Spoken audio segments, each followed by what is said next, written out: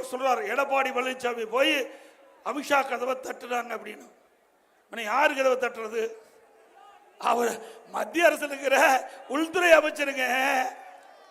இவர் ஒரு மாநிலம், இன்னைக்கு இந்தியாவில் பல மாநிலம் இருக்குது, அந்த ஒரு மாநிலத்தில் துணை முதலமைச்சரா இவருடைய திரு கருணாநிதி குடும்பத்தை வச்சு வந்திருக்கு. இவ்வளவு தில் இருக்குன்னா அவர் இந்த நாட்டுடைய உள்துறை மந்திரி. அவரை போய் பார்ப்பதில் என்ன தப்பு? ஏன்னா பாகிஸ்தான் மந்திரியை போய் பார்த்தேன், இந்தியாவில் இருக்கிற உள்துறை மந்திரியை தானே பார்த்தேன். பொறுக்கல, எரிச்சல். அவரை பார்க்கறங்காட்டி தானே இந்த 100 நாள் வேலை திட்டத்தில் பணிபுரிந்த தொழிலாளர்களுக்கு நிதி கிடைச்சது. அதை கூட வக்கில்லாத அரசாங்கம், திமுக அரசாங்கம், ஏழை எளிய ஒடுக்கப்பட்டவர்கள்லாம் அந்த 100 நாள் வேலை திட்டத்தில் பணிபுரிந்து அவளுக்கு கிடைக்க வேண்டிய ஊதியம் கிடைக்காம அவதிப்பட்டு இருந்தாங்க.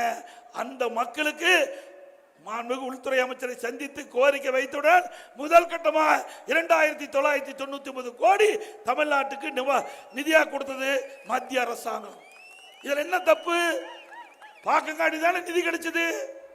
அது மட்டும் இல்ல, எங்களை இப்படி சொல்றீங்கல்ல, நீ அப்பாவும் மகனும் மாத்தி மாத்தி பாரத பிரதமர் வீட்டை கதவை தட்டி அப்பா போய் நைட்ல பாக்குறாரு, மகன் போய் அடுத்த நாள் பாக்குறாரு.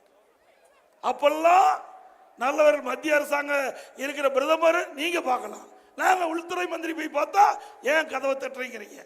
என்ன நியாயம்?